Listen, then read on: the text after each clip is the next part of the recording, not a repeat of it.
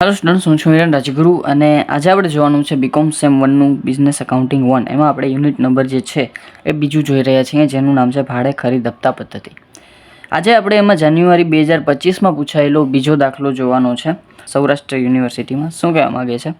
ભારતે ઓમેક્સ લિમિટેડ પાસેથી તારીખ 1/4/2021ના રોજ એક યંત્ર ભાડે ખરીદ હપ્તા પદ્ધતિથી ખરીદ્યું. યંત્રની રોકડ કિંમત ₹40,000 છે અને કુલ ચૂકવણી નીચે મુજબ કરવામાં આવી છે. રોકડ કિંમત આપણને કીધી છે. તારીખ અને ચૂકવેલ રકમ છે 1/4/2021ના રોજ 10,000, 31/3/2022ના રોજ 13,000, 31/3/2023ના રોજ 12,000 અને 31/3/2024ના રોજ ₹11,000 ચૂકવવામાં આવ્યા છે. ઓમેક્સ લિમિટેડે ચૂકવવાની બાકી રકમ પર વાર્ષિક 10% લેખે વ્યાજ વસૂલ કર્યું છે. હપ્તાની તારીખ 31 માર્ચ છે.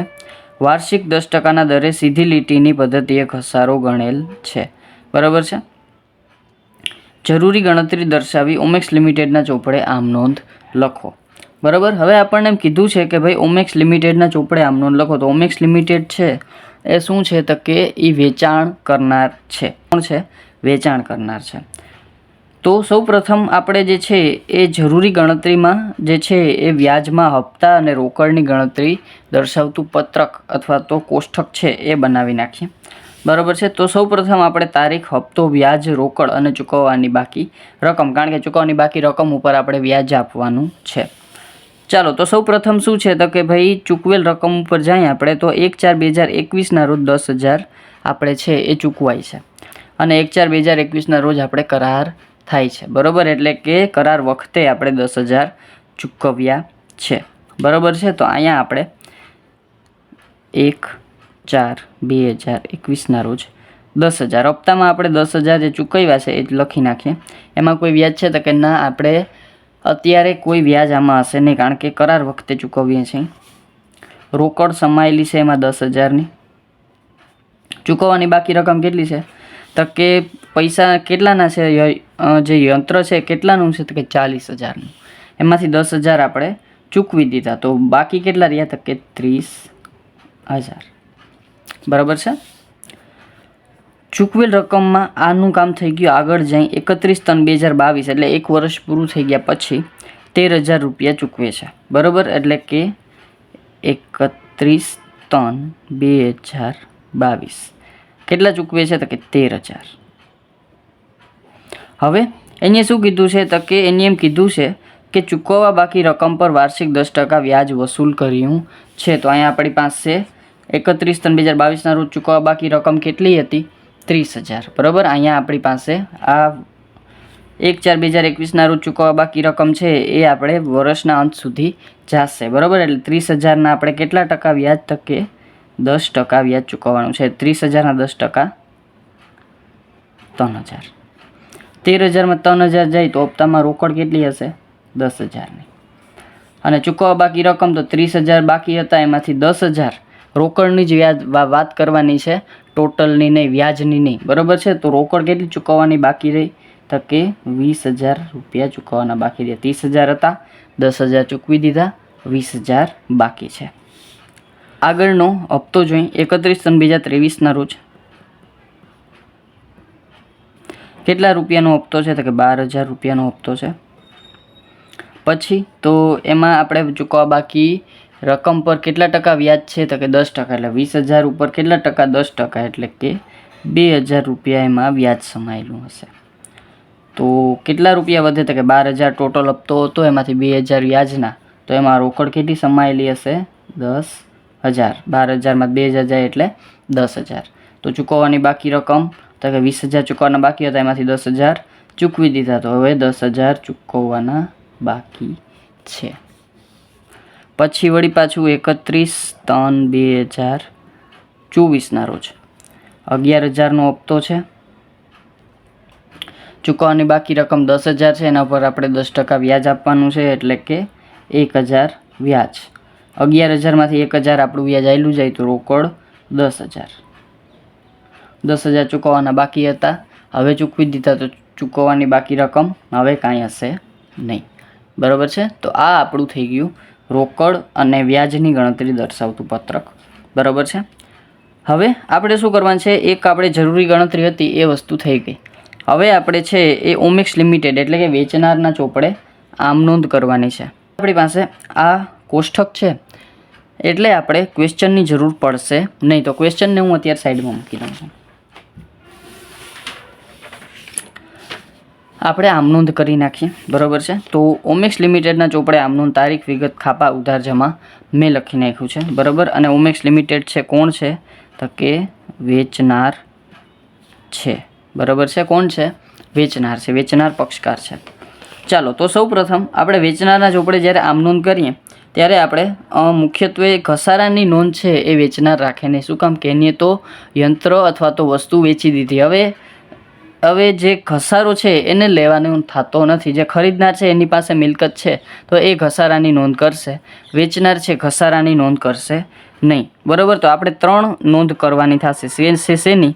તો કે પહેલી નોંધ છે એ હપ્તાની, બીજી નોંધ છે એ આપણે વ્યાજની, અને શરૂઆતમાં એક નોંધ કરવી પડશે વર્ષમાં જ્યારે વ્યાજ લેણું થશે એની, બરાબર. આ 3 નોંધ આપણે દરેક વર્ષે કરવી પડશે. નકર જો ખરીદનારના ચોપડે કરીએ તો આ 3 અને આ સિવાય આપણે ઘસારાની નોંધ પણ કરવી પડે. પણ અહીંયા આપણે દર વર્ષે આ 3 નોંધ છે ફરજિયાત કરવી પડશે, બરાબર. તો પહેલાં આપણે શું કરીએ છીએ તો કે પહેલો હપ્તો આપણે રોકડ તરીકે ચૂકવીએ છીએ, બરાબર છે. અને એની પહેલાં જે વેચનાર છે એ વેચાણ કરે છે, એનું વેચાણ થાય છે, બરાબર. તો પહેલાં આપણે 1/4/2021, બરાબર. તો પહેલાં આપણે શું કરશું તો કે જે 40,000 રોકડ છે એની નોંધ કરશું, બરાબર છે. તો અહીંયા આપણે કરાર થાય ત્યારે રોકડ કિંમતની નોંધ, બરાબર. જે વસ્તુ આપણે વેચી છે, બરાબર, એની રોકડ કિંમત કેટલી છે એની નોંધ કરશું, બરાબર છે. અને હા, આજુ વખતે આપણે માત્ર રોકડની જ નોંધ કરશું, બરાબર. નહીંતર આપણે શું કરતા હતા કે વ્યાજ ઉપલક ખાતું તૈયાર કરતા, બરાબર. એ આજુ વખતે આપણે કરશું નહીં. તમે ઈચ્છો તો આ મેથડથી પણ તમે કરી શકો, એમાં કાંઈ નોંધમાં ફેર પડશે નહીં, પણ એમાં થોડુંક ચેન્જીસ થશે, હું તમને સમજાવી દઈશ. કરાર થાય ત્યારે આપણે રોકડ કિંમતની આપણે શું કરશું? નોંધ કરશું. તો કઈ રીતે થશે તો કે હવે જો વેચાણ કરે છે ઓમેક્સ લિમિટેડ એટલે વેચાણ હંમેશા શું હોય? જમા હોય, બરાબર છે. અને કોને વેચાણ કરે છે તો કે ભરતને. અત્યારે રોકડ આપણને કાંઈ મળતી નથી અત્યારે, જ્યારે આપણે વેચાણની નોંધ કરીએ છીએ ટૂંકમાં ત્યારે.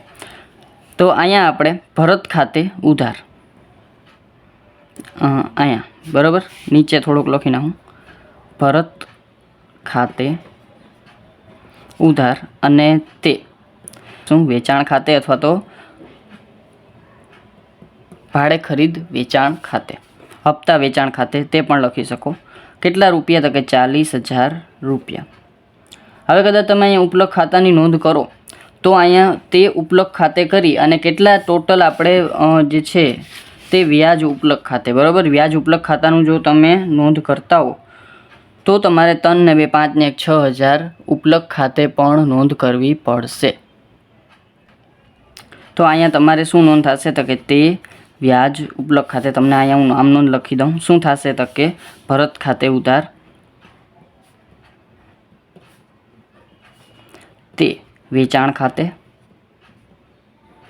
અને તે વ્યાજ ઉપલક ખાતે. કારણ કે વ્યાજે એની આવક જ છે, બરાબર. તો વ્યાજ ઉપલક ખાતે એની આવક કેટલી થશે? ટોટલ જે છે એ આપણે 3 ને 2 5 ને 1 6,000 એની વ્યાજની આવક, 40,000 રોકડ, અને ટોટલ થશે 46,000. આ નોંધ આજુ વખતે આપણે કરતા નથી, આપણે ડાયરેક્ટ રોકડથી નોંધ કરીએ છીએ. હવે એ જ તારીખે આ વસ્તુ થઈ ગઈ ભરત ખાતે ઉધાર, તે વેચાણ ખાતે.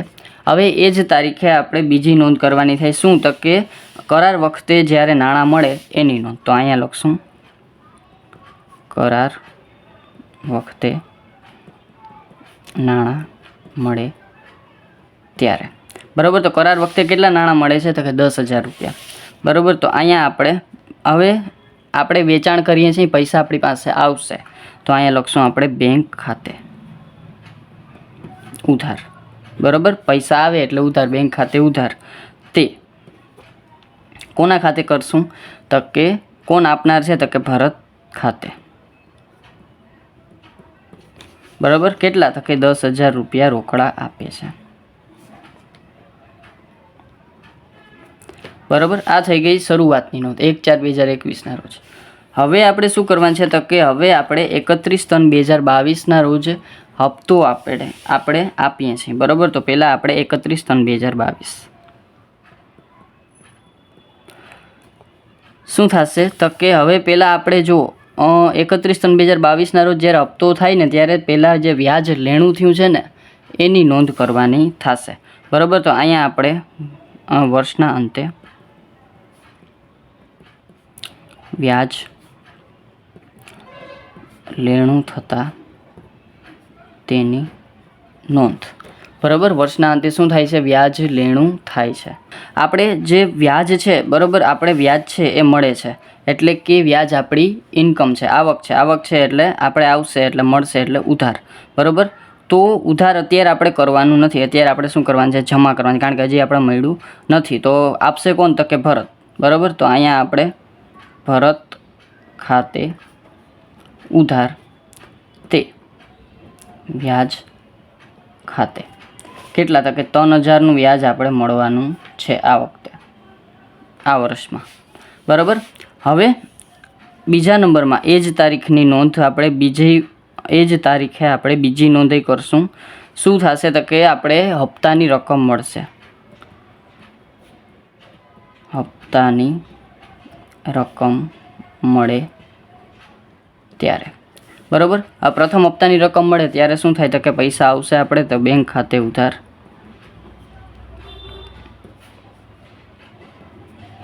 કોણ આપે છે તો કે ભરત. તો ભરત ખાતે કેટલા રૂપિયા મળે છે તો કે 13,000 રૂપિયા મળે છે.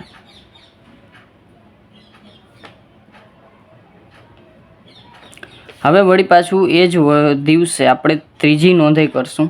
શું કરશું તો કે હપ્તાની રકમ મળી ગઈ તો હવે આપણે વ્યાજની રકમ છે એ મળશે અને એ વ્યાજની રકમ આ વ્યાજ સહિત આપણે અહીં જમા કરી તો વ્યાજની રકમ આપણે નફા નુકસાન ખાતે લઈ જશું. તો અહીં લખશું આપણે વર્ષના અંતે વ્યાજની રકમ નનું ખાતે લઈ ગયા એની નોંધ. બરાબર. તો કઈ રીતે થશે તો કે નફા નુકસાનમાં આપણી આવક છે તો વ્યાજ ખાતે થશે ઉધાર અને તે નફા નુકસાન ખાતે. બરાબર. નફા નુકસાન ખાતે આપણી આવક છે. કેટલા રૂપિયા તો કે 3,000 રૂપિયા જે વ્યાજના છે એ આપણે નફા નુકસાન ખાતે લઈ જશું. 31/3/2022 રોજની 3 નોંધ. પછી છે 31/3/2023. તો વળી પાછું વર્ષ બદલે 31/3/2023. અહીંયા હોય તો હું એક આમ લીટી મારી દઉં છું. બરાબર. આ આપણે જ્યારે કરાર થયો ત્યારે જે નોંધ કરી, આ આપણે જે છે એ વર્ષ પૂરું થયું ત્યારે નોંધ કરી. હવે આપણે 31/3/2023 રોજ. બરાબર છે. પેન બદલાવી નાખું એટલે તમને છે એ થોડુંક ખીચડી જેવું ના લાગે. બરાબર. 31/3/2023 રોજ 12,000 રૂપિયાનો હપ્તો હતો. 2,000 રૂપિયા વ્યાજના મળ્યા અને 10,000 રોકડ હતી. બરાબર છે. તો પહેલાં વળી પાછું આપણે વ્યાજની રકમ લેણી થશે. બરાબર છે. તો અહીંયા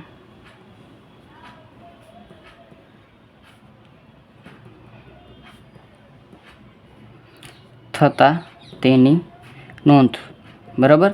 હવે વ્યાજની રકમ લેણી થઈ છે, અત્યારે વ્યાજ લેણી થઈ છે, મળી નથી. તો અત્યારે આપણે ભરત ખાતે ઉધાર તે વ્યાજ ખાતે કેટલા વ્યાજની રકમ છે તો કે 2,000ની વ્યાજની રકમ છે આપણી પાસે. વળી પાછું એ જ તારીખે બીજી નોંધ, બીજા હપ્તાની રકમ મળશે. બરાબર છે. બીજા હપ્તાની 12,000ની રકમ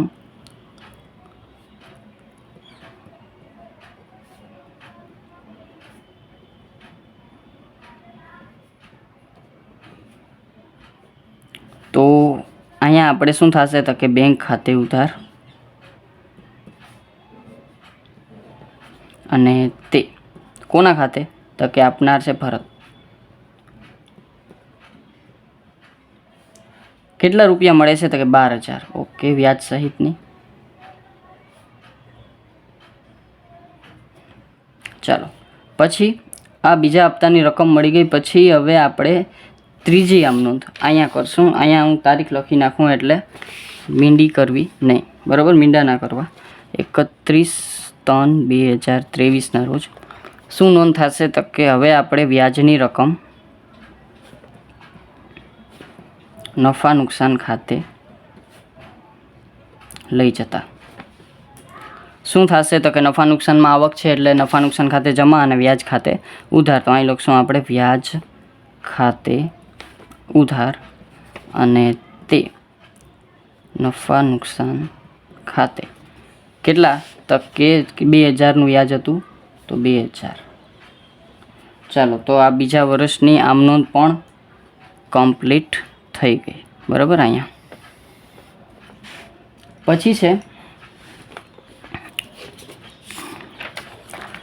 ત્રીજામાં 31/3/2024માં આપણે ત્રીજો હપ્તો ચૂકવીએ છીએ,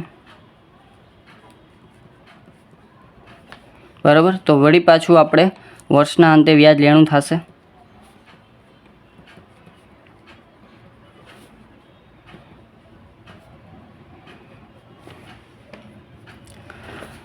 શું થશે વળી પાછી નોંધ તો કે હવે આપણે મળતું નથી વ્યાજ તો વળી ભરત ખાતે ઉધાર તે વ્યાજ ખાતે.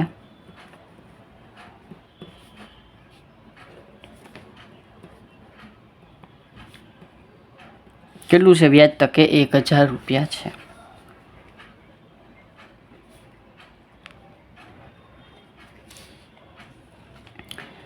વળી પાછું એ જ દિવસે ત્રીજો હપ્તો મળશે આપણને. તો અહીં લખશું ત્રીજો હપ્તો મળ્યો તેની નોંધ. શું થશે તો કે વળી પાછા પૈસા આવશે આપણા બેંક ખાતે, બરાબર છે. તો અહીંયા હું લખીશ બેંક ખાતે ઉધાર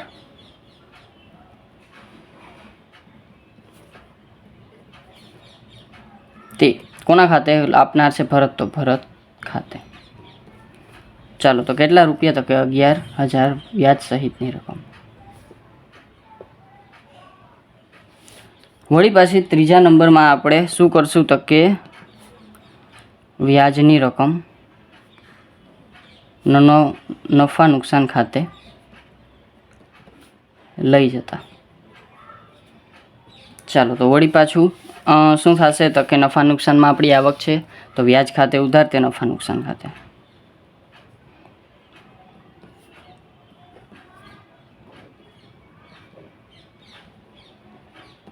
કેટલા થશે તો કે 1000નું વ્યાજ છે તો 1000 લઈ જશું. ચાલો આ છેલ્લી આમ નોંધ પણ આપણી કમ્પ્લીટ, બરાબર છે.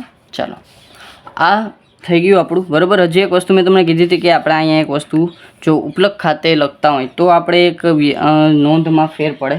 કઈ નોંધમાં ફેર પડે તો કે આપણે જે આ ભરત ખાતે ઉધાર કરી અને વ્યાજ ખાતે જમા કર્યું એની જગ્યાએ આપણે વ્યાજ ઉપલક ખાતે ઉધાર અહીંયા જે ઉપલક ખાતે જમા કર્યા છે બધા એની જગ્યાએ તમારે ઉપલક ખાતે ઉધાર કરી, બરાબર છે. બધામાં ઉપલક ખાતે ઉધાર અને તે વ્યાજ ખાતે કરી અને તમારે લખી નાખવાનું થશે જો તમે ઉપલક ખાતાની રીતનો ઉપયોગ કરો તો, બરાબર છે.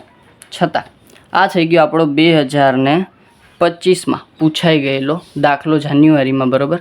છતાં તમને કાંઈ પણ જાતનો ડાઉટ રહી જાય તો મને કોમેન્ટમાં પૂછી લેજો અને જો વિડીયો ગમે તો તમને ખબર છે લાઇક શેર સબસ્ક્રાઈબ જરૂરથી કરી નાખજો જેથી કરીને આવતા વિડીયોઝ તમને સરળતાથી મળતા રહે. Thank you.